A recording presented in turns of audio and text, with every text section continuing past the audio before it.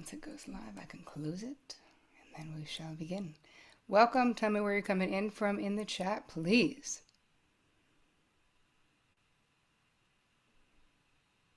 Yeah.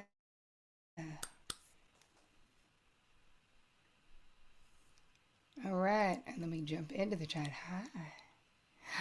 Hello from Ontario, Pittsburgh, Arkansas, Arizona. Hi, Vancouver. Hi, Idaho, Michigan, New York, New York. Hello, California. I'm so excited you guys are here. Let me grab my notes. So many exciting things to do today. I just got back. Some of you know, some of you don't, but I was in Paris last week.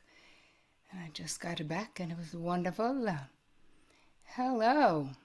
London's in the house, and Tennessee and Jersey. Hi.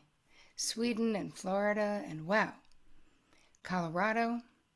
Enter. I would like to light my candle if we don't mind. And we're going to giving people a sec to get in. But wow, I'm so pumped to be with you guys. This is really like, whatever. It sounds like I say this about all the things I talk about, but honestly, this is one of my favorite topics to talk about. Hi, Forest Hills, New York. What's up, Nairobi, Kenya, Africa? Hi, Faith. Texas, St. Paul. You guys, people from everywhere. It's just the best. All right, getting rid of this. Need to grab my notes. You guys know the drill. Many of you know the drill. If you have something that you want to ask, you're going to put a couple of question marks in front of it so that Team TC can grab it as we go. I will do my official welcome in a moment. I just need to get my notes. There we go. How did I lose my notes, you may ask? I don't know, but I did. All right. So many Canadians here today. I love it. Welcome. You guys make sure that in the drop-down menu, yours says everyone so that we can all see what you're saying because we all want to see it. Hey, Amber. Is that Amber who I know, Amber? Coffee Amber? Is that you? Hello from Honolulu. Wow. Come on in, my people. Hi, Kimberly from Denver. I love seeing all your faces here. Oh, hey, Sana from NYC. Welcome. More of a tea, Amber. But I adore you. I adore you too. New monthly member. Right on, Emery.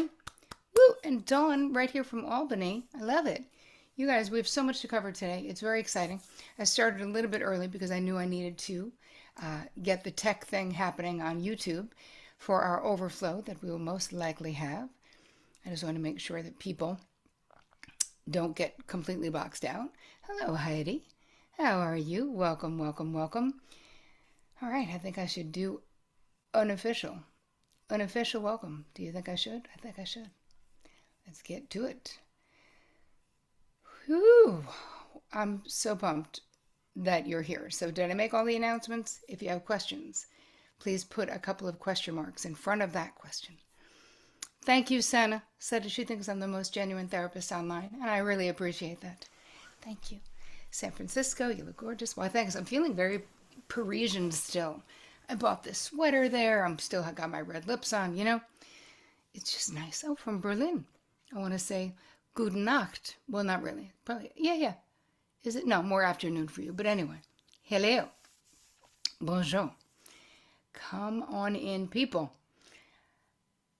We're going to get to the questions certainly throughout. As you know, if you know my work, if you know the way I do my lives and my webinars, I will be in the chat with you the whole time. So if there's a question that makes sense for me to answer right then and there, I will. We also will have questions, certainly Q&A at the end. Just make sure that your chat is set to everyone so that we can all see. But this already warms my heart because we have people from all over the world here. Just you are my people. And every single time we gather, I feel so energized and enlivened by your goodness and your decency and your care about your mental health and your relationships, So you're already filling up my cup. And I intend to fill up your cup as well. So sound is good. This is what I want to know. This should be coming through the microphone. Is the sound decent? Yep. Yeah. Great. That's kind of the most important, or one of. So I am officially welcoming you to 5 sneaky ways doing too much may be negatively affecting your relationships. That is what we're talking about. Linda said your work has helped in so many ways. Thank you. You're so welcome. And that is music to my heart and to my ears. I am so honored that you guys are here live. And listen, for those of you who are watching it after the fact because you need to, I'm honored for that too. But I do love to gather in real time, and I do feel like something happens for all of us when we can and when we do. Hold on. What is that? Making sure. Okay, yeah. So the fact that you know, a lot of people talk about, like, I really wish my relationships were better. Yeah, we all do. But you're actually here doing something to make them better. And that's why you're my people, because we take action, because we know that there's always a way to do something. And even for those of you watching this after the fact, watch it. The fact that you're watching it, right? This is for you. So this is going to be interactive and practical. As you know, if you've done stuff with me before, it's not just going to be me lecturing at your face, because that's not very interesting. Because I want you to get something out of this. So the workshop will run about 75 minutes, and then we'll wrap with about 20. There's going to be about 20 minutes of Q&A. And I will then share how you can take this work deeper with me. Many of you know we have the Ending the Cycle of High Functioning Codependency course starts on March 3rd. So I will, in the end, be talking about that as well. Please turn off any distractions that you have happening right now. Right? One of the most important gifts that you give yourself is the gift of your own presence, your own attention. And if you're multitasking, then you're not really doing that. So give yourself it's like a luxury nowadays, right? Time is the most expensive coin that we spend in life. And so give it to yourself right now. Like this is for you, whether you're watching it after the fact. Don't have other things on. Turn your effing phone off. I mean, unless you're watching it on your phone, obviously. But like enough with the living life light where we're half anywhere. Don't let the screens take you away from this moment. For you, this moment, right? It's not that long. So we will be sending out the workbook, because I always make, my team and I always make something beautiful for you, because I don't want you to have to take copious notes. But we'll be doing it after the recording, because I also don't want you being distracted by it. I'm greedy because I also want your full presence in this moment, because it's just so effing rare. So let's do it. We're going to start with a grounding exercise. If you're new to this crew, we start everything with a grounding. So, because it's so easy to not be grounded, but I'm going to keep it short because, wow, I have a lot of content to cover. So if you have something that smells good, I'm going to ask you to get it out. Uncross your legs if they're crossed. Just take a nice, long, slow, deep breath of something that smells good. Even if it's just a candle, that's okay. Just something that's we're basically signaling our bodies like, ooh, we're going to be relaxing now. So gently close your eyes. I want you to relax your shoulders on purpose. Breathing deeply, and just drop your attention inward. This is just a quick inquiry. Like, how is your body feeling? How are you feeling? As you're doing a quick body scan, if there's any part of your body where you feel tension, or anything that needs your attention, I'll ask you to slow down and take a long, slow, deep breath into that area and visualize that tension leaving your body with your exhalation. And then just keep moving. So we're doing a body scan. You can go from above to below or the other way around, whatever works for you. We're really just paying attention to this God pod, as my friend Chris Carr would say. As to like, how am I really feeling? And is there anything I need to give myself in this moment so that I'm more comfortable, that I feel more expansive. Just know that you are in a safe and sacred container. Me and Team TC are holding that container for you. So just allow yourself to be here in your truest, your most authentic form, because it is a safe space to do so. Now I'm going to ask you to bring your attention to your heart chakra. And I like to just put my hand on my heart simply because it feels good, and that's really where it is. We're going to take a deep breath or two into this area with the intention of releasing anything that might be hardened around your heart chakra. Breathing in and release. Let's do that one more time. Breathing in and release. Just allowing you to come to this workshop, this webinar, with an open heart. And now I'm going to ask you to bring your attention to your third eye, which is right between your eyebrows and a little bit up. And we're going to do the same thing with a slightly different intention. Breathing into the third eye, we want to remove anything that is getting in the way of us being able to easily tap into our inner wisdom, right? Our gut instinct, our inner knowing, because it's there. A lot of times we just have layers of soot and crap on it from conditioning. So I like to take the time to really clear it. So let's take a long, slow, deep breath into the third eye, breathing in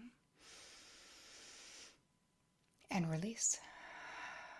Let's do that one more time, breathing in and release.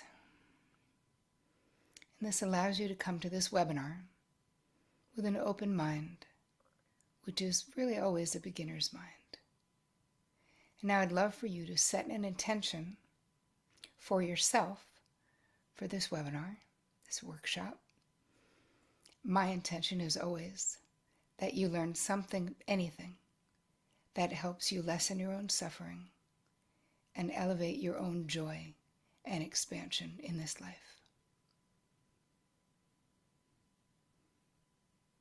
And now to kick off our webinar, I'm going to ask you to take a long, slow, deep breath with me on the count of 3, and we're going to exhale audibly with a sigh, really just because it feels good. So 1, 2, 3, breathing in deep. Now release. Just give yourself a moment.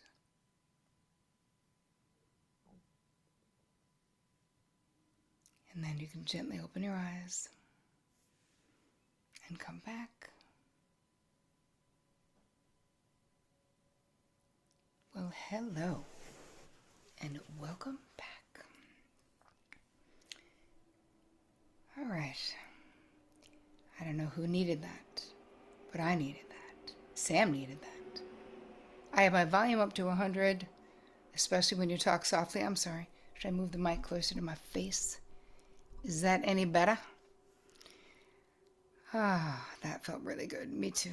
Sure. Hey, Steph. Hey, Carolyn. Great. All right. So we're going to be super interactive in this webinar, as I always am. So I'm going to ask you if anything I say right now feels familiar to you. You're just going to say me right here in the chat so I can see it. Make sure you're talking to everybody. So, are you someone who a lot of people rely on? If so, me. Are you someone, lots of me's, who is pretty bad at asking for help? Who's bad at asking for help? Just keep the me's coming, because that's one I still work on. Look at all the me's, you guys. I want you to look in the chat and see how not alone you are. Are you the one who has a tendency to keep the peace? Right? Are you sort of hypervigilant? Are we scanning the rooms? Are we scanning the faces? Anybody? Yes, me, me, me, me, me. Indeed. Are you the one who kind of is the fixer? Yeah. Me, me, me, me, me, me, me, me, me. Okay, so as you can see, you are in excellent company. This is what we do, right? So, you're in the right place, as you can see by what our chat has to say. If you are here, there is a good chance that you at least partially identify as a high functioning codependent, right? That's part of what might have gotten your attention to come and do this free training. Maybe what I described is something that you've been feeling, but maybe you didn't know how to name it, right?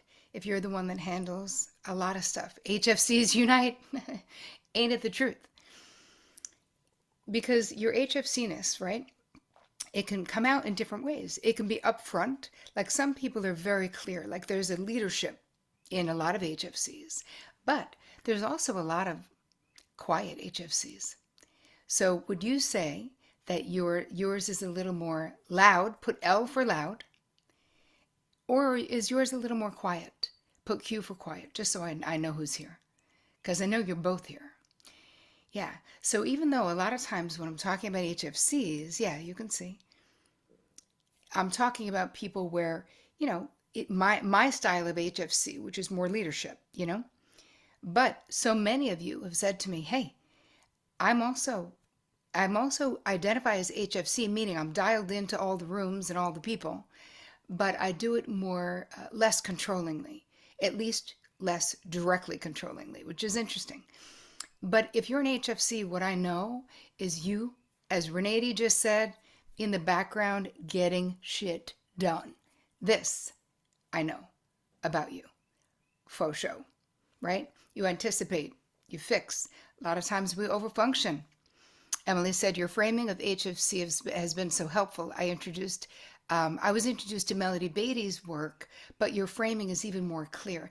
And it's different. You know what I mean, babe? Like it's actually, it's different, which is why, because if Melody Beatty, God rest her soul, if that old school high functioning codependency worked for us, I wouldn't have written my book. I wouldn't have created my course. I wouldn't be doing what I'm doing because it doesn't do it for us. Yeah. Okay. Now, you identify as this and you may feel exhausted. You may feel guilty when you want to rest, right? We're like hyper productive a lot of times, but you can also be resentful, get resentful eventually, right? We can do it for a long time because there's satisfaction, like getting things done and checking shit off the list. But then we get resentful, right? If your yeses are automatic, and then if people start to feel entitled. So what today's workshop is all about is interrupting that pattern or the compulsion to overfunction, right? The compulsion to do it all, right? I'm going to be really sharing tools with you today to begin recovering your own energy, having a better relationship to your own boundaries, and creating more internal peace. Because really, you guys, of course, this is what we want. So what are we going to be talking about? How managing and doing everything might create distance, not closeness in your relationships. How overgiving breeds resentment on both sides. Tammy just said, yes, I've been consumed with resentment. I don't blame you. But there's a way that we can shift that. That's what we're doing here. Why the people in your life may have stopped showing up for you, and that may be a shocker when I get there. And I'm also going to talk a little bit about the bigger framework that I created so that I can walk you through this whole process and what the actual breaking the cycle of high functioning codependency with that process actually looks like. So this time today, though, is for you.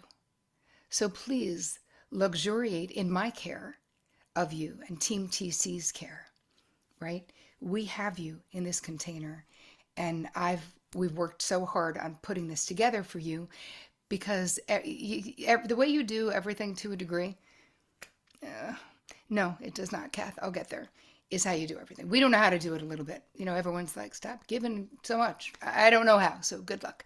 Kathy said, does it stem from self-hatred? I do not believe it does. I don't think so. I can't say conclusively that it doesn't, obviously, because all those things are unknowable. But no, there's so many things it does, though, stem from, and we will talk about that. So before we get into the tools, I'm going to give you a deeper look at what might be going on under the surface, right, of this high-functioning codependency, which will speak to Kathy's question, and why it might be running more of your life than you're aware of. So let's talk about defining the cost of HFC. Let's do that. When most people hear the words codependency, right, they picture somebody sort of clinging to a toxic relationship or like losing themselves completely in a partner. But high functioning codependency is different. It doesn't look that way from the outside. It doesn't look that typical way. In fact, a lot of times it looks like being the most capable, competent person in the room. So there's that, which, if managing, for you, it's managing the travel plans, maybe remembering all the birthdays. Does anyone do that? Diffusing tension at the dinner table before it even starts. We're ready. We've got the joke. We've got the distraction. We want to make sure these two are not going to get into something. So we're there being like, oh my God, did I tell you about Paris? So that doesn't happen. Yes, you look like you have it all together in caps as Marilyn, and that's the truth. But you become the person that everyone depends on. But part of this process a lot of times is that we stop depending on other people, right? We're praised for holding it all together while we become simply exhausted and a lot of times bitter too, right? If we do it for long enough. So let me define HFC behavior that includes, this is my definition, of us being overly invested in the feeling states, the decisions, the outcomes, the circumstances of the people in our lives to the detriment of our own internal peace and or our emotional and our financial well-being, right? So this is different. It's not just me having sympathy for my friend's situation. It's me feeling like I must fix my friend's situation. Do you see? There's a distinct and important discernment in those two things. They are not the same. And the weight on us when you're an active HFC of feeling like we have to fix other people's shit is exhausting. And it can keep you up at night. It does, especially if you have kids, teenagers, grown kids, anybody. Yes. Yes. I never knew the term hyper-independence. Oh yeah, we'll be talking about that today, Emily. You know we will. Even fixing strangers. Oh, trust me, that was my specialty, Emery. My specialty. Fixing people I didn't even effing know. It's like a way of life. But why did I define this? I want to quickly tell you that in my therapy practice, right, if I would point out to my clients, like, oh, hey, what you're describing, that's a codependent pattern, they'd immediately be like, what? Get out of here. I don't depend on shit. There's no way I'm codependent, lady, because everyone depends on me. So I'm making all the money. I'm making all the moves. I'm doing all the emotional labor. I am definitely not codependent. So I knew, well, here's the problem. How am I going to help them fix the problem when they don't see themselves in the problem? Can you see how that would be a problem for me as the therapist? Yes. When I added the high functioning piece, then they all could raise their hand without shame, saying me, I'm the problem, it's me, not to quote Taylor, but I just did. Now we could get to work because they go, oh, yeah, that is me. I am exhausted. I am doing everything. So do you see how there was a need for high functioning codependency to come into the world, for this book to come into the world, for this course that I'm going to be talking about later to come into the world? Because the other stuff, all of that other stuff for just regular codependency didn't speak to what we were actually experiencing. So nobody knew that it was codependency. But trust me, and that's the irony, you guys, the more high functioning, the more capable you are, the less codependency looks like codependency. But it's still codependency, so we still suffer, and we're still exhausted, and we're still mad, and we're still doing too much, and we still need to be taken care of, but we don't know how to let people do it. So what is the cost to us? What is it? It's living life light, because when you're a high-functioning codependent and you're active, we are so dialed into other things, we're never fully present. Exactly. Kimberly said it becomes lonely. Oh my God, the existential loneliness from this affliction is insane. We got burnt out.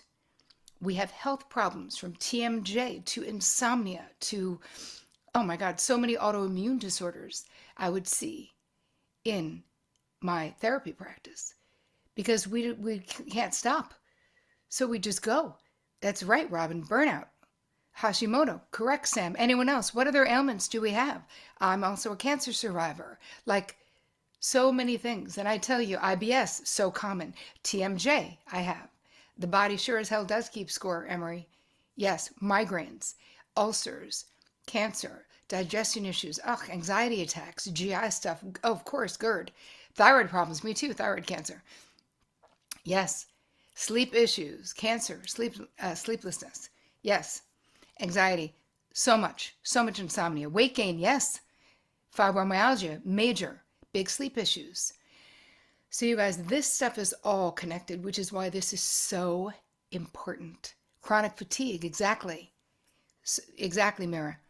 Yes, eating too much, of course. Right, we need to soothe. We're trying to soothe all this anxiety that we've got. Adrenal deficiency, a deficiency, fatigue, eye problems, stroke, chronic muscle pain.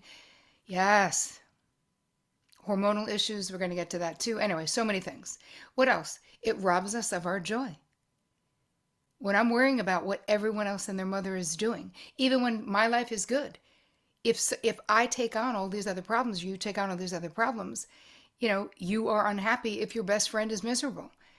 Never peace in my brain or my heart, Martine. That's such a perfect way of saying it, because that's exactly, and it colors all your relationships, says Barbara, and that is the truth. It also makes us bitter, and probably one of the most important things is not fully self-expressed. So nobody effing knows us, right? Because we're too busy focused outward instead of focusing inward.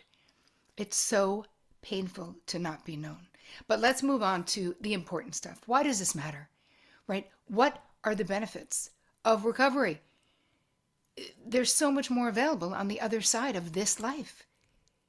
And I'm not saying you have a bad life. I didn't have a bad life, but I didn't have a joy-filled life either. There's more expansion, more fun, more joy, more real intimacy, because HFC's real emotional intimacy, especially, and sexual intimacy, is a problem. More acceptance, more authentic love, more happiness. But when we're managing, because here's the thing with codependency, you guys, this, whether it is a covert or an overt bid to control other people's outcomes. Do you get this? So control is a huge factor in what is happening, even if it doesn't look that way. But it is, and nobody likes to be managed. And it's exhausting. The bandwidth for us, it's just exhausted. Yes, people don't know us. Yes, control is survival. That's what we fear. But the thing is, you can learn that that's an illusion, my friend. And there are other ways of relating, which we're going to talk about today, and that I go way more into in the course, of course. So I can't cover everything here, but I do want to illustrate for you how much change is possible. So be hopeful, because what you're going to learn just on this webinar, I promise you, is going to change something in your life. You will not be the same after this. So it's not about changing your whole life. It's about getting something. There is so much hope for recovery, because I have walked tens of thousands of people through it all across the globe in 192 countries, right? So what is possible is what we care about, right?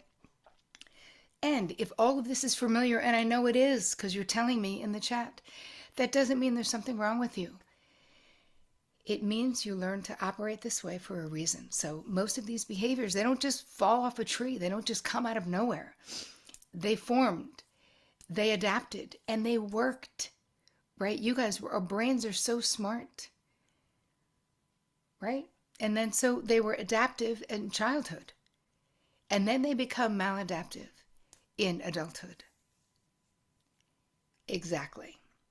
So let's move into what we're doing. Why doing everything creates distance, not closeness. So if you feel like you're saying, if I take care of everything, we'll be good, right? Again, that back to the control thing, right? Thinking that I have it. And on the surface, it's kind of looks cool, right? It's like people are like, wow, she's got it locked down. Like everything is happening. But underneath, how do we feel when we're doing so much? Alone, unmet, unseen. And that does not feel good. So closeness isn't built on management. And that's what we're talking about. right? It's built on mutuality, which is not the same as management. So when you do everything, there isn't space for someone else to contribute, right? And when there's no contribution, there's no shared ownership in what's happening in that relationship. And intimacy requires shared ownership, right? Exactly, Patsy, reciprocity. We must have that. So when we're constantly, what is the impact for us? When we're constantly overfunction, we can suddenly, what we're doing subtly is communicating to the other person is, I've got it, which is also, I don't need you, right? Or I don't trust you to handle this. And how many people feel like that's true in your relationship? You could just say me. I mean, let's be honest. It takes a lot for me to trust other people to do what they say they're going to do still. And I've been in recovery for years. I do it. Now I've learned. But so even if it's not our intention to have that, say, the I don't need you be like the subtext, it can land that way for the other person. So over time, what happens is the other person can disengage. And not because they don't care, but because there's sort of no role for them to step into in the relationship. And this is how distance grows. So do you see how overfunctioning creates not the closeness that we want? So how do we shift our awareness here? Instead of sort of thinking when it's a we problem, how can I handle this? You're asking yourself, how can we create more equity? Ooh, Kimberly's having a light bulb moment. I love it. Setting healthy boundaries, that's right. But brainstorming ideas, right, for division of labor and effort. Asking the question, what do you think we should do? Which this is all stuff, you guys, I also needed to learn to do in my relationships. Because I can figure out anything. Like, you know what I mean? And I was so used to fixing. So that's one thought. So interesting about the relationships. The other person can feel like there is no role for them. That's right, Rob. And that's painful. I'm a fixer. Anyone else identify with Martine who said, I'm a fixer? Me. That's going to be every person in this group because we're all fixers. And listen, the world needs fixers, don't get me wrong, but we need to balance, which is what we're doing today. So if any of that, listen, resonates, right? Doesn't have to be every piece, but even a little of it, it's worth being curious about how you can shift that.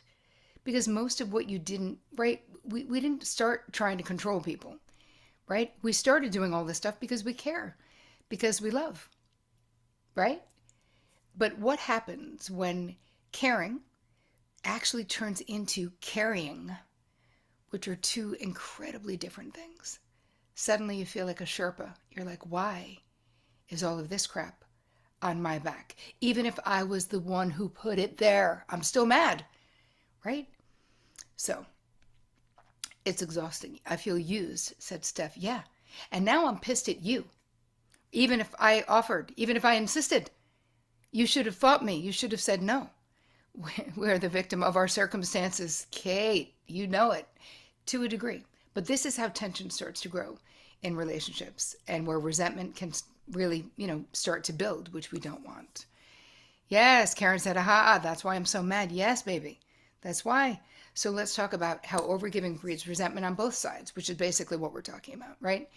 You might give without being asked. You may anticipate, you might jump in, you say yes quickly, you may pride yourself on being generous. I know I do still, because I am generous, But what happens is what you guys are sharing.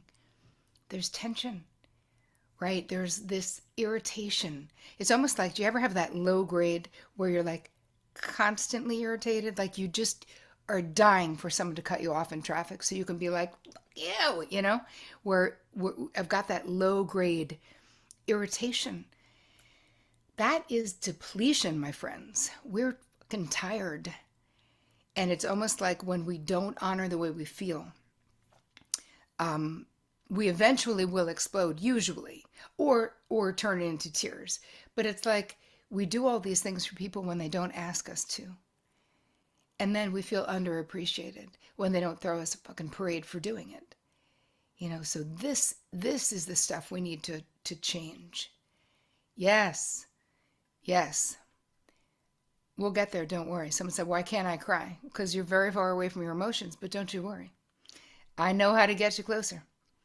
I do that to my sons all the time, she said.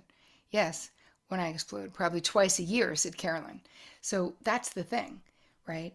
When you learn to be more intimate with your own feelings, that doesn't happen. And then you're known.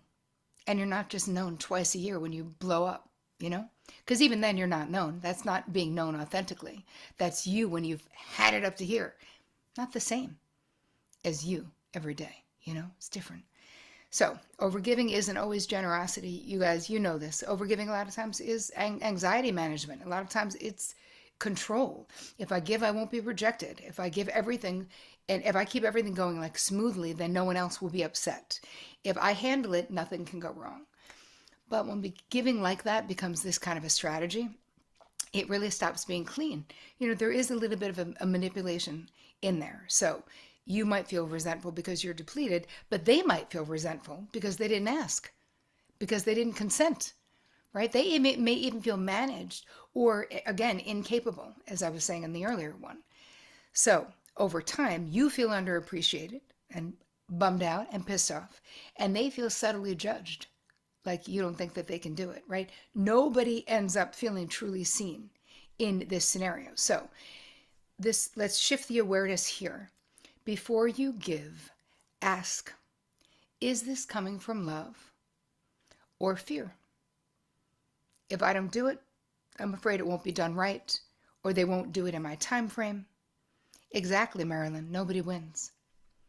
And again, this is not about blaming yourself for being a giver. If you're here, trust me, people who are drawn to my work, you are givers, which is part of what I love about you so much, right? But we need to do it with discernment. And that's what I can teach you. Because listen, giving is beautiful. Generosity is power. It really is. But when that giving starts to feel heavy, right? And we're not leaning into that discomfort, right? We're just doing it. We lean away from it. So we decide it's easier just to rely on ourselves. And over time, what happens there? We can slowly shift into something that looks like strength. But what is it? It's hyper-independence, which someone mentioned before. It's a good question, Linda. Dr. Linda said, what about when they say you've changed? And we're going to get to that, but I'll say right now, when people say you've changed, I say, I have, and I really have worked on it, and I appreciate you noticing. All right, that might be slightly sarcastic. Maybe they don't love it, but it's the truth. And yes, you guys will get a replay of this with the workbook. So Sam said, I give so much out of fear of rejection. Of course you do. Who doesn't, my friend? You are super not alone in this crew. I can promise you right now. So let's talk a little bit about the connection between hyperindependence and intimacy issues. So you might pride yourself, as I did for years, especially in romantic relationships, on not needing anyone. Anyone feel like they're a little hyper independent? Anybody? You handle problems, emotions, finances, right? Strong, capable, self-sufficient, and I love it. I still am all those things, even though I'm in recovery from being an active HFC. But if you build your identity around this hyper-independence, it is really bad for your relationships, right? Because then you end up in this one-sided or these one-sided type things. And when you think about it, like when was the last time that you let someone help you, right? Or you asked for help? Because healthy independence says, I can, right? Because I can literally pretty much do anything. Like I can. I'm highly capable, and I know you guys are too. Hyper independence, though, says it has to be me. And that's different. Because there's no rest for the person who thinks it has to be them. You know? So intimacy requires allowing someone to matter. It requires letting someone see your need, your uncertainty, your humanity, right? If we never lean into those relationships, no one gets to feel strong beside us, besides us, right? We are the only ones. I see this in my marriage, and it took me time to trust that Vic could do it. It is, Stacey said, vulnerability is hard as an HFC. Oh my God, so hard in every way, and sexually too. Trusting, allowing, thinking that things are taking the right amount of time and not too much, like managing. When you're an HFC and you're managing, you're probably managing in that way too.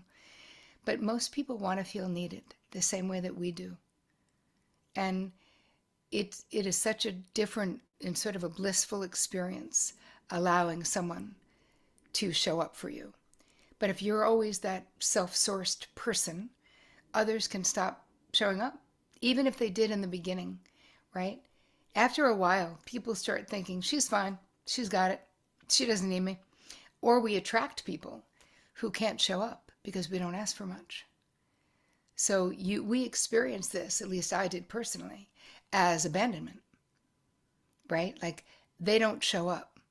I didn't realize that it was my own unconscious strategy that was sort of making that happen that way. That makes sense? But how I felt it was that they weren't showing up for me because I wasn't letting them. So it's a dynamic that can feel like abandonment, but it also, the dynamic itself is co-created, right? Because we are a lot of times attracting people who are mirroring our wounds. So the awareness shift here, you can ask yourself, where am I strong because I want to be? And where am I strong because I'm afraid not to be? Right? That can be a shift there because it's scary to ask, but you can learn, And if you've been the strong one for a long time, and if you've trained yourself not to need, the people around you, they just adjust to what we're doing, and not because they're bad or not because they don't love us, but because systems adapt. That's called homeostasis, right? And sometimes, not always, but sometimes, they step back in ways that they step backwards away in ways that may leave you feeling alone.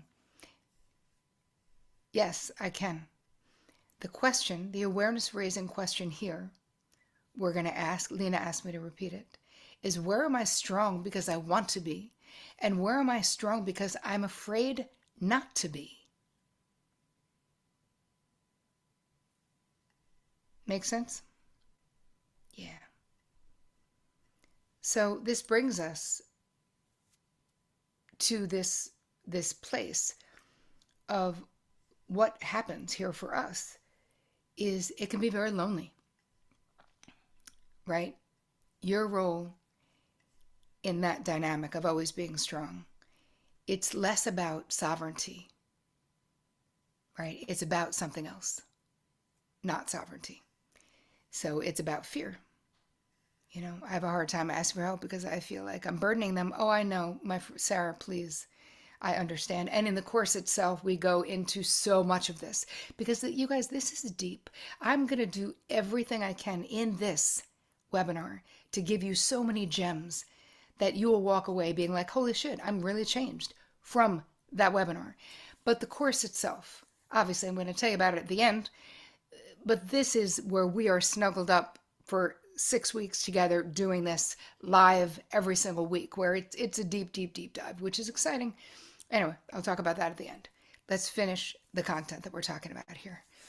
Why the people in your life may have stopped showing up for you and your role in that, which is similar to what we've been talking about, but different. But I want to get to it because these are the things that I promised to teach during this webinar, and I want to make sure that I fulfill that. So, is anyone exhausted? I'm just curious. Anybody? Just me, Julie, me with EEs. And when I say exhausted, I mean physically, but I also mean psychologically and emotionally, right?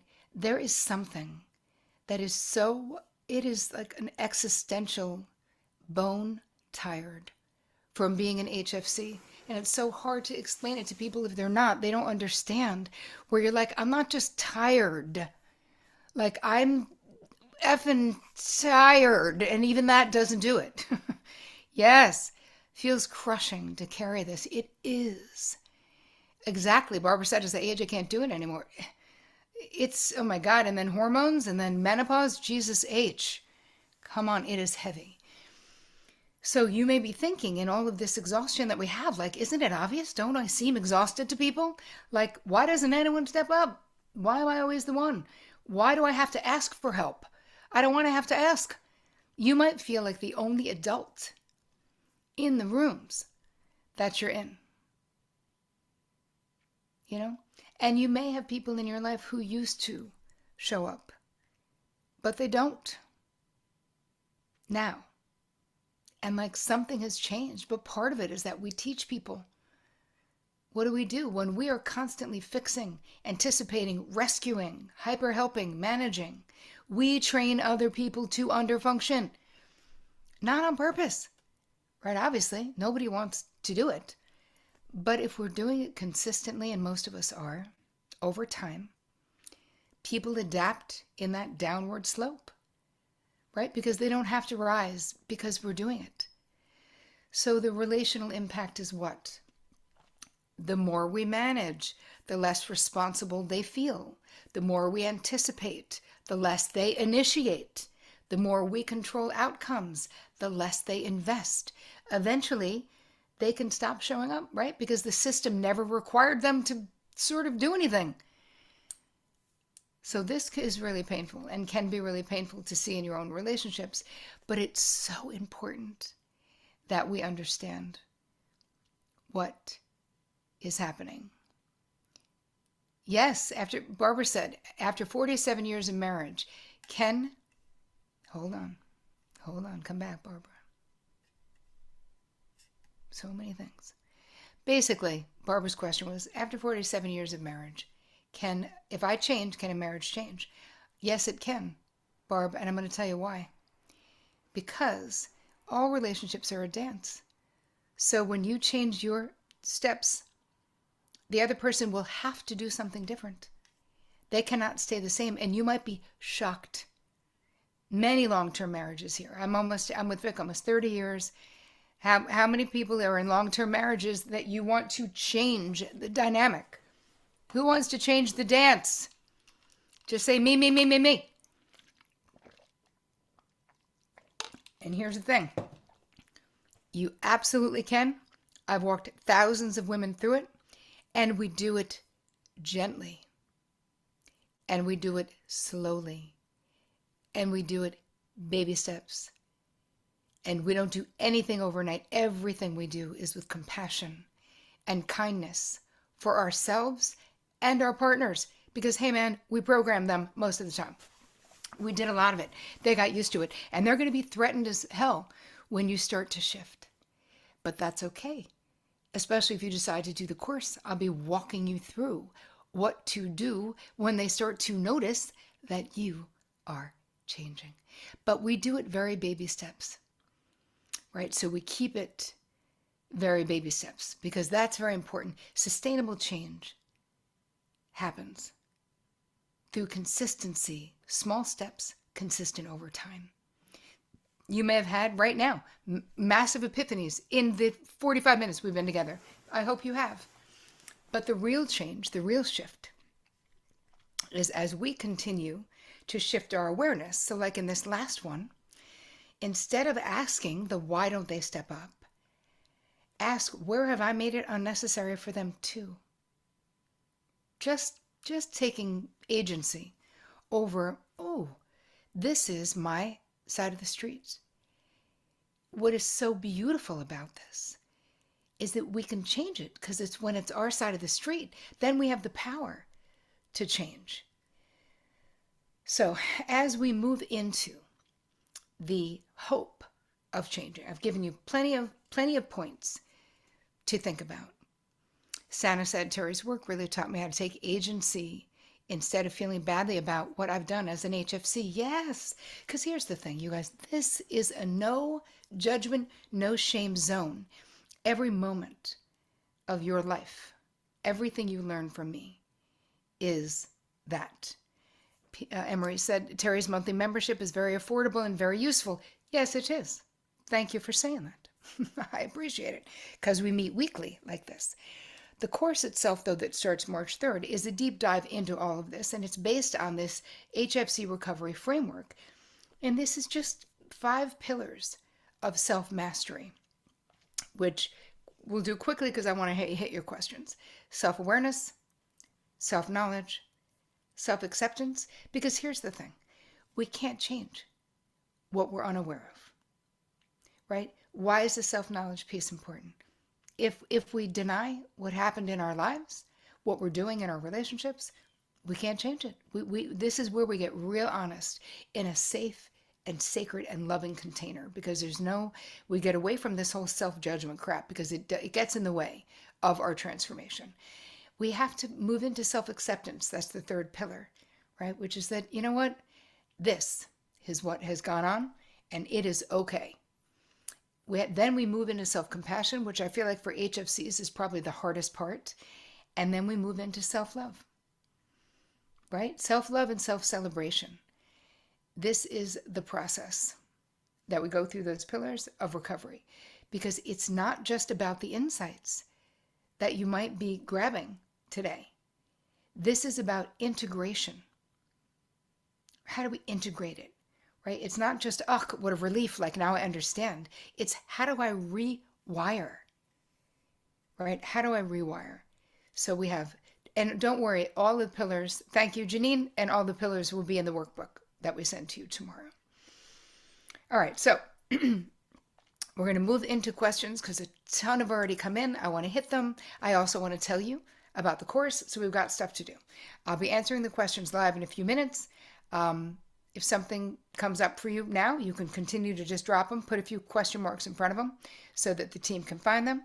And I'm going to stay on to answer as many questions as I can. So if people have to go, that's okay.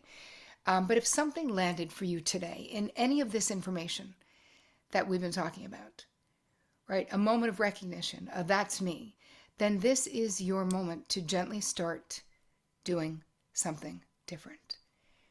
Right? If you're the one that everyone depends on but doesn't necessarily check in with, if you're constantly overfunctioning but kind of feeling under-supported, then I want to invite you on the next part of this journey inside my live course, which is super psyched, starts March 3rd. Our first live meeting is on the 10th. It's called Breaking the Cycle of High Functioning Codependency. Yes, this is your recovery roadmap, right? So it's not a quick fix. It is not a surface.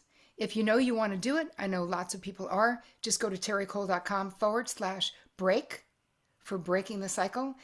And I'm going to tell you what's in it, but I also did something really special with the pricing for you because of what's happening in the world, is that we have the regular price of what it is, but I'm giving you 2 choices. The regular price that I normally sell this course at, and then I'm giving you half price. Because for a lot of people, and I'm also giving payment packages, because for a lot of people, times are tough. So what's included in the course itself is 6 core training modules. So those are videos of me teaching you stuff, integration exercises and boundary scripts, guided meditations, plus somatic practices and energy work to support your nervous system, because it is so important. Real life scenarios, because that is so helpful. Practical tools, obviously. Private community support. And we have Team TC coach in there as well. Sarah, who is, besides me, coaching live, Sarah will be in the group. We do a weekly live Q&A call with me where I answer all of your questions. So this isn't like something pre-done, even though the core modules are. I will be live with you. Yes, it does. Does it make sense that taking the course causes me anxiety? Yes. And I'm going to speak to that, Dr. Linda. So you also have lifetime access to this course, and there's a 14-day money-back guarantee. So the truth is, you have nothing to lose. terricole.com/break is what I believe it is. So you have 2 options. So the pay in full, if you did the full price, it's $9.97. The half price is $4.97 for people who need that. And no judgment. right? If you need the $497, do it. And I'm giving you payment plans for either one because I feel like a lot of people need payment plans. We're doing a really long payment plan, which is 12 months. So just doing the best so that, because you want to get started, I know you do. For those of you who want to do it. So go to terricole.com/break, grab your spot, and we begin in 5 days. So I just wanted it. Yeah, somebody dropped it. I don't know what that. Oh yeah, that is it.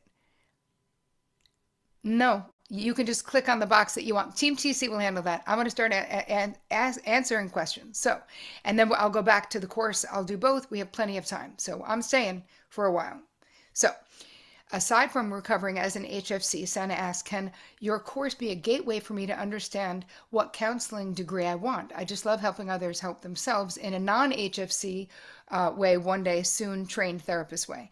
Absolutely, Sana, because you have access to me in my brain. So any questions you have, even if they were related to, oh, okay, and what if I was, doing this as a clinician, what would, you know what I mean? So yes, I do believe it will help you. And the more you know yourself, Sana, and the less of an HFC you are, because it is really important if you are a clinician to get into recovery from being a high functioning codependent, because my HFC-ness, I got to be honest, there were times that it bled on into my practice, yes. What about unresolved trauma? Well, here's the thing. I don't think any online course is appropriate for people who have not done trauma work if you have trauma, right? My work is incredibly trauma informed, hence why we do all of the somatic work with it. I am incredibly gentle. I am super informed with the work that I do. But if you had, let's say, complex childhood trauma that you never saw a therapist about, I wouldn't want you to do any online course because I would think that would be dangerous. So that's my 2 cents, Kat. All right, next question from Jenny. I'm in Australia and I can't attend the live calls. Will I miss out? Honestly, not at all. Right? Every Q&A call is recorded and uploaded to the course portal within 24 hours. Many students tell us that watching the replay is just as powerful, and sometimes even better since you can pause and reflect and come back to key moments. So you can also submit questions in advance. So if you couldn't be on live for the calls, you would still get your questions answered by me. So the coaching is still in place. So here's what one of our Australian alumni said about it. I was initially concerned how the time difference would affect my experience, but it made no difference at all. The support and the way Terri structures the course helped me feel deeply seen, even across the world. Oh, thanks, pal. Really, the community itself is so amazing as well. And everyone learns so much from each other within the community because we're sharing within the actual community, kind of like you guys are sharing right now down the side. It's the same thing. Terri and the staff are excellent about providing replays at your time and your pace. You and your staff are well-deserved accolades. Oh, thanks, Emery. Thank you, Terri. I've done counseling on complex trauma, but not sure if it's been enough. But Kath, if you have done counseling, I say it's okay to try it. And if something happens for you and you need my attention, or if you get scared or something happens, we are the most responsive. We have the best customer care in Joyce and the team that you will ever see. So if you say I changed my mind, I would give you your money back, no problem. Make sense? But keep in mind, you guys, being a therapist for almost 30 years, everything I do is incredibly trauma informed. So we're very caring, Okay, welcome Sandra, who just joined. Oh, and Jenny just joined. Why, thanks. Come on in. I'm so excited. Yes. Oh, good question. How is this course similar or different to your offering at Kripalu this weekend? Well, part of it is the time. So there's both, meaning you're going to have probably some overlap in content, but this is something that you could probably do this course 5 times and still not learn everything that is in this course. This is much more intensive than the time at Kripalu, but it's amazing. And you could decide, I can't wait to hug you at Kripalu. Woo! And there are actually different exercises. So there's way more in this course, obviously, than what we're going to be doing at Kripalu, because everything at Kripalu this weekend, there's a live weekend happening for people who don't know up here in the Berkshires. We're doing all of that in real time. So you won't be walking away with the depth that this one does, right? Because we have so many more weeks together, basically. All right, Katie said, what to do when you backslide? Well, there's an expectation, the same way in therapy, where we go 5 steps forward and 3 steps back usually, is that you will backslide, and you observe, and you notice, and you become the observer without judgment of your own behavior, and you go back, and you reestablish a boundary, and you revisit a conversation. Like, I give you a million different ways. And you also have, if you backslide, you also have lifetime access to the course itself. So what I suggest, which is why a lot of my alumni will retake courses. And if you've taken the course before, we have an alumni rate for courses, generally speaking, because people just want to snuggle up in this cozy, sacred container for 6 or 7 weeks together again, because it's different, than doing it alone. So that's another thing that people do when you backslide.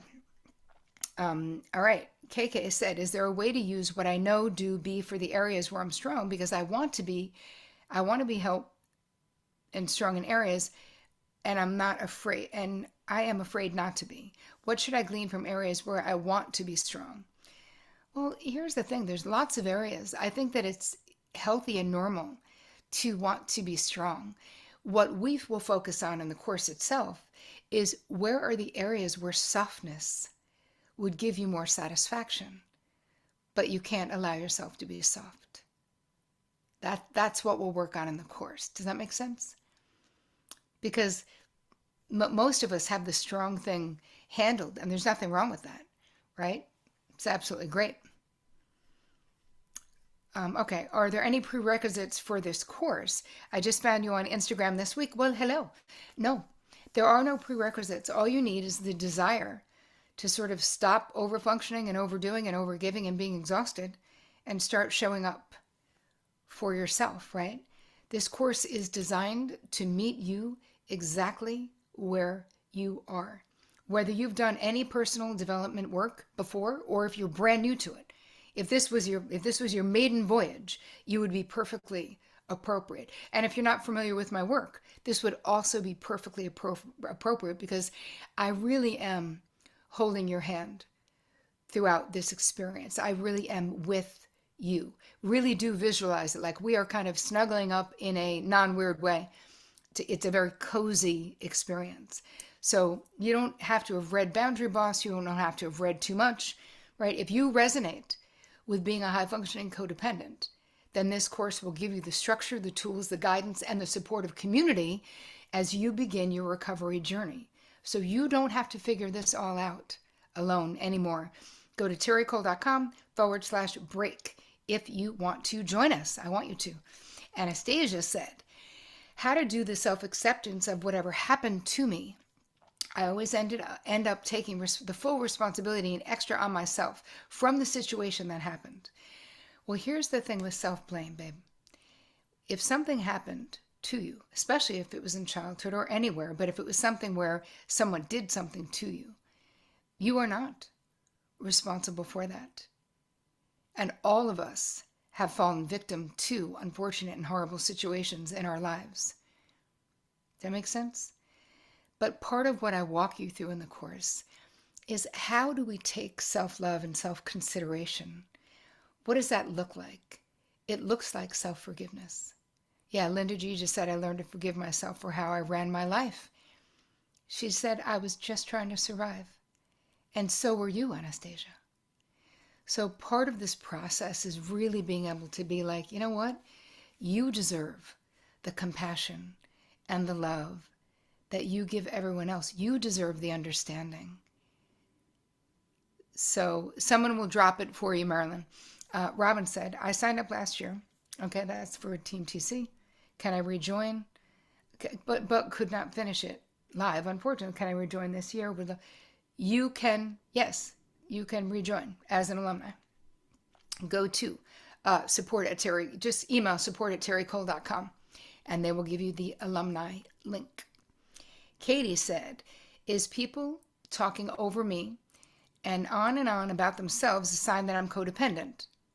Could be. Can I change a long-standing pattern of listening and letting them? Of course, Katie. Of course you can. And I want to say welcome to Karen. Woohoo! Way to go. Come on in. Welcome. What I was going to say is that this is a very big sign for a lot of people of being codependent, is just becoming professional. We become professional listeners. I'm not talking about being a good listener. I'm talking about you're almost like an interviewer, right? It's how we hide in conversations. And then it becomes so depressing and unsatisfying that every conversation is just people talking about themselves and never thinking about you. And I will have all the scripts in the world for you, Katie, gently. And again, we do it all gently. But it takes time, and it will take practice and repetition. But I would love to walk you through it. Come, join, do it. Let's go. Aren't we just done with listening to people talk endlessly? And they tell me not to interrupt when trying to speak? Ugh, no, Rhea, we are interrupting, especially if they were interrupting you. I love the one finger. Oh, you know what? One sec, Bob. One sec. Just let me please finish what I was saying, because if not, I'll definitely forget it. Bob, stop interrupting me. So there's lots and lots of ways. Yes, professional listeners, a lot of times we are hiding. But you don't want to hide, because you know what? You are so worth knowing. You are so worth knowing. And if you're never authentic, and if we don't learn to stop managing the shit out of other people, we age and people don't know us. And it's a crime. And the world needs what you have to offer. But the true you, the true self. Yes, exactly, Emery. Your true self is so much better than the HFC mirage you offer. It also feels so good to be known. It's like finally scratching an itch that we've needed to have scratched for so long. It's so beautiful. Yes, Linda G said, I no longer need to take over the conversation. I can sit with my thoughts and not react. How beautiful is that?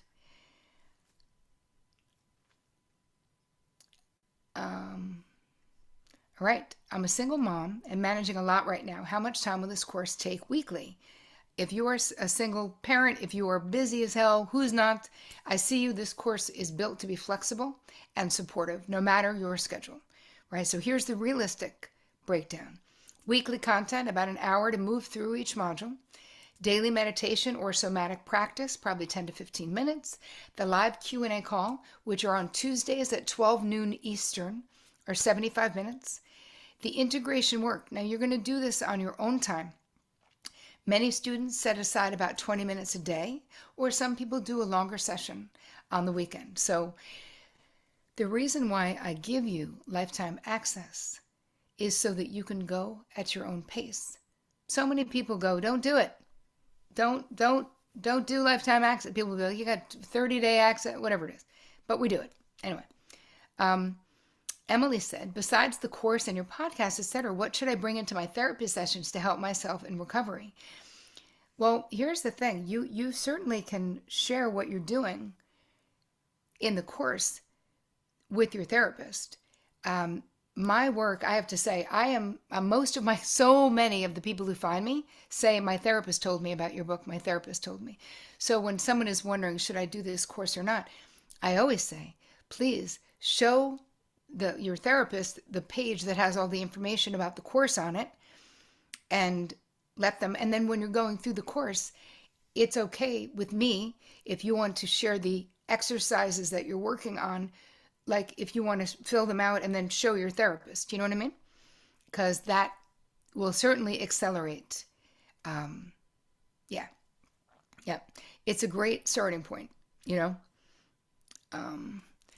Your courses and books and podcasts and workbooks have helped me a lot. I'm so glad, Linda. Julie said, how long do we have access to the community? I actually don't know the answer to that. I think it's for while the course is going on, Or maybe it's 10 weeks? Somebody on Team TC, tell the answer to that because I don't know it. Kat said, is this course the same what we did last year or different? Again, I don't know. We'll see what Team TC says. Is this?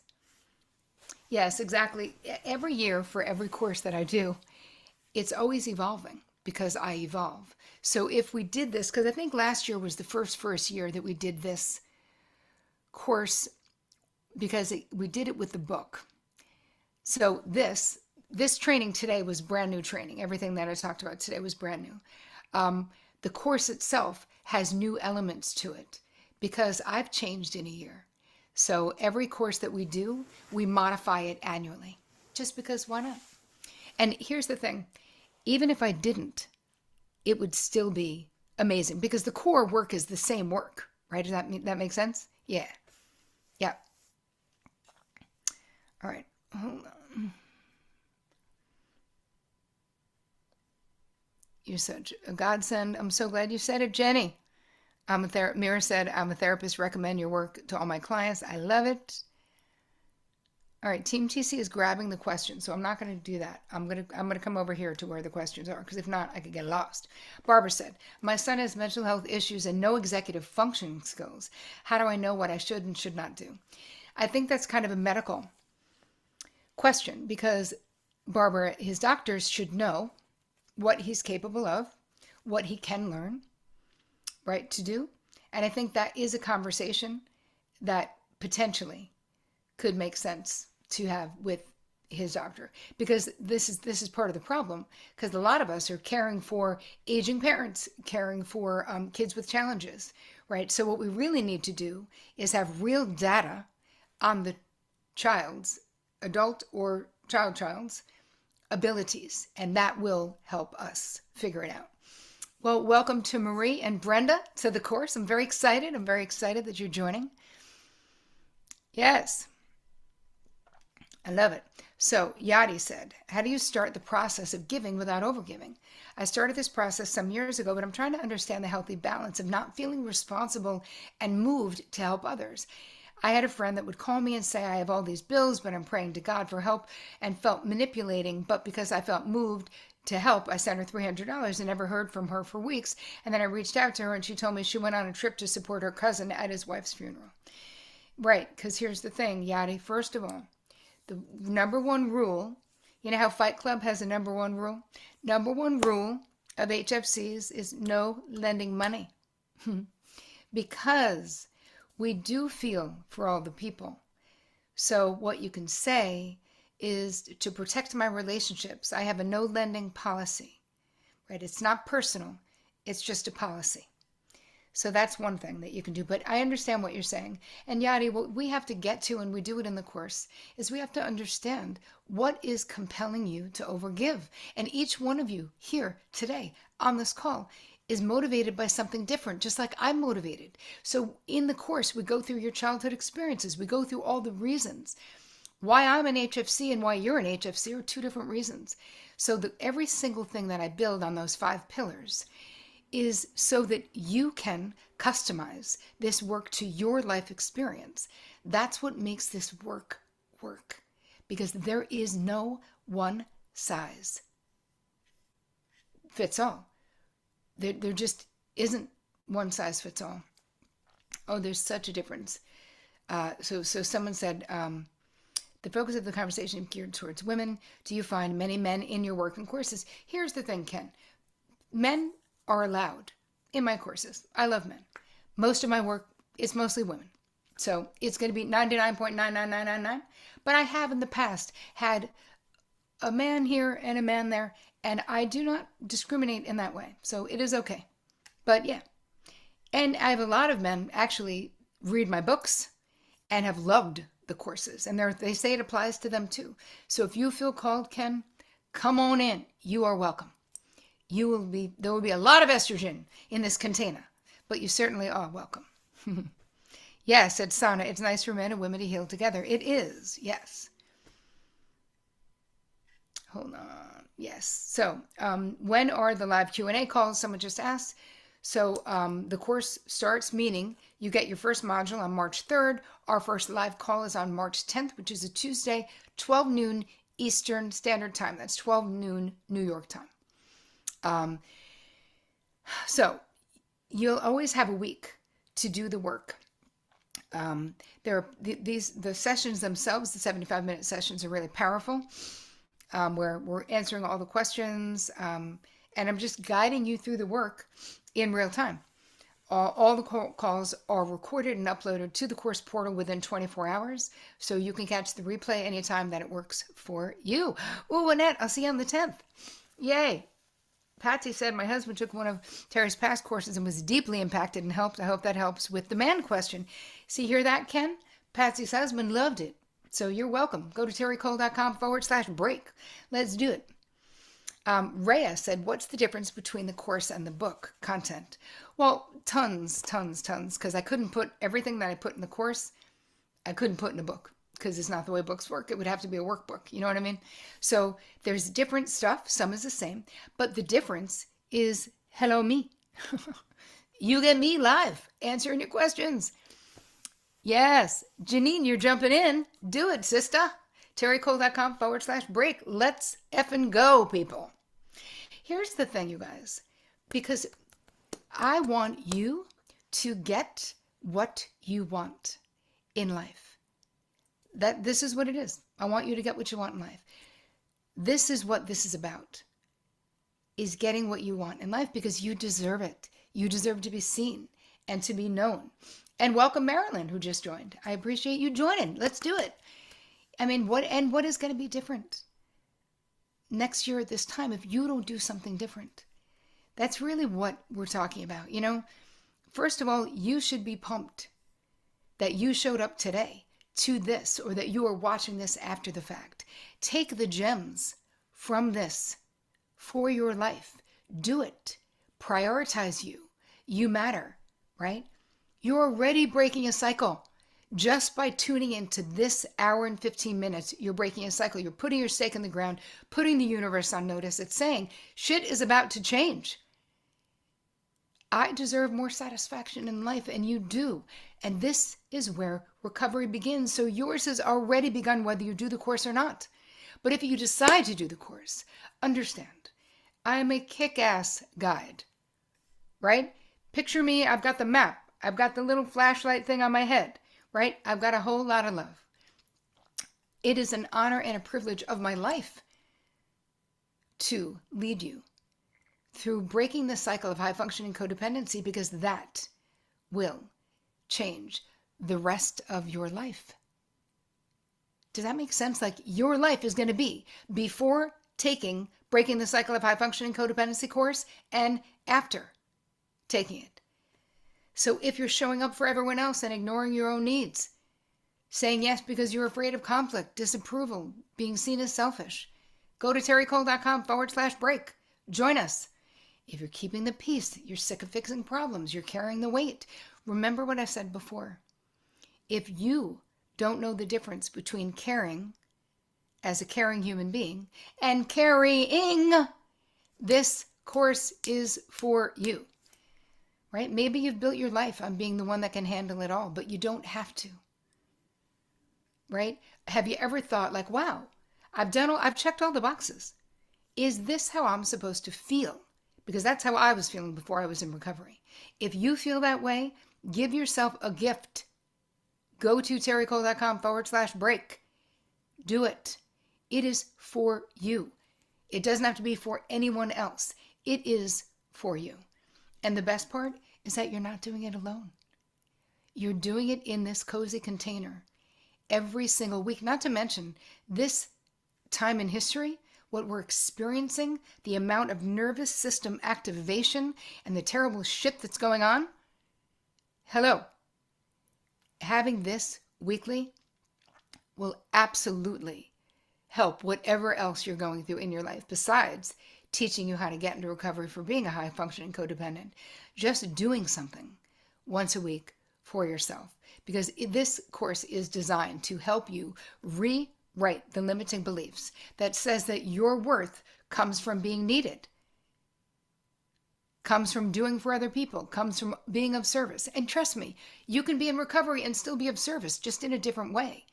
We're going to be replacing all of that limitation with grounded, healthy, self-worth rooted in who you actually are. And if you feel like you don't know who you are, it's okay. We walk through that in the course too. Do you know how many people come to my work and go, I literally don't even know what I like?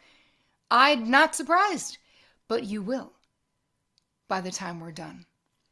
You will learn how to say no without spiraling. Stop managing everyone else's emotions. Set boundaries that feel doable, not terrifying. Regulate your nervous system in real time, which is so powerful. That alone will change your life. And start showing up for your life in a way that feels calm, clear, that feels true. Right. You got it. This is not surface level crap. I don't need to convince you. You get it. This is the full system reset. So I would love to have you. Yes, yes, yes. It's a proven process. I've guided thousands of people through it. And if you want to do it, you guys, I would love it. Either way, we're going to be sending you the replay of this tomorrow. You can rewatch it. We're going to send you a beautiful workbook that goes along with this. Enrollment is open right now, as you know. So go to it if you think this is for you. I just know that you deserve it, And I can't wait to snuggle up with you, right? We also have the monthly payment plan and a 3-month plan. So we really try to do everything so that you can say yes. Because honestly, if not now, when? And if not, you who? Let's break the cycle together. Let's do it. I'm so excited. Yes, we're getting cozy, Emily. That is exactly what we are doing. terricole.com/break. Let me see. I'm going to take maybe 1 or 2 more questions, and then I'm going to let you guys go. And I know if you got to go, don't feel bad, but I'm happy to answer a couple more questions. Thank you guys for joining. I'm so excited. So Amber said, I just read too much. Should I take this course? Well, I say, hell yes. It's like, unless you feel like you are cured, it's up to you. But my thought is, this is where you get live access to me, right? The book gives you these powerful insights, but an actual course is where the insight turns into action, where I'm holding your hand to do it. It's where you get live access, real live coaching, community support. So really, we're doing this whole thing as a group. I also have so much content that didn't make it into the book that is in the course, because there's only so many exercises they let you put in a book. So deeper tools, more somatic practices, and the stories that I only share in this setting for lots of different reasons. But so it's really a deeper, more intimate dive with me. So if it helped you, great. But I think that this course will help you start showing up differently. Plus, getting your personal questions answered, I think, is probably one of the biggest benefits of doing the course live with me. Yeah. Okay. All right, moving on. Dr. Linda, so your Boundary Boss class and book changed my life. Oh, hi, Bet in New York. It's Bet? I remember that I asked you this. Is it pronounced Bet or Betty? Because I was mispronouncing it. It's Betty, but then I think we were sad because I always use Betty as an example. Tell me. Like Betty Davis, yes. All right, we got it. Yeah, exactly. Linda just said, reading other people's experiences just helps so much to know that you're not alone. And I feel like that's a big part of what we offer. I'm also just so excited. I'm so excited to teach it. I'm so lit up about, and you guys listen, I could have sat here and read 4,000 testimonials from people, but I don't think I need to. You can see them. Maybe they're on the website, maybe they're not. I have no idea. But I know for sure, if you commit to this, because I'm already committed, it will change your life. And what it will really do is teach you to change your life, because I don't have the magic, baby. I'm just holding up the mirror so that you can see your own magic.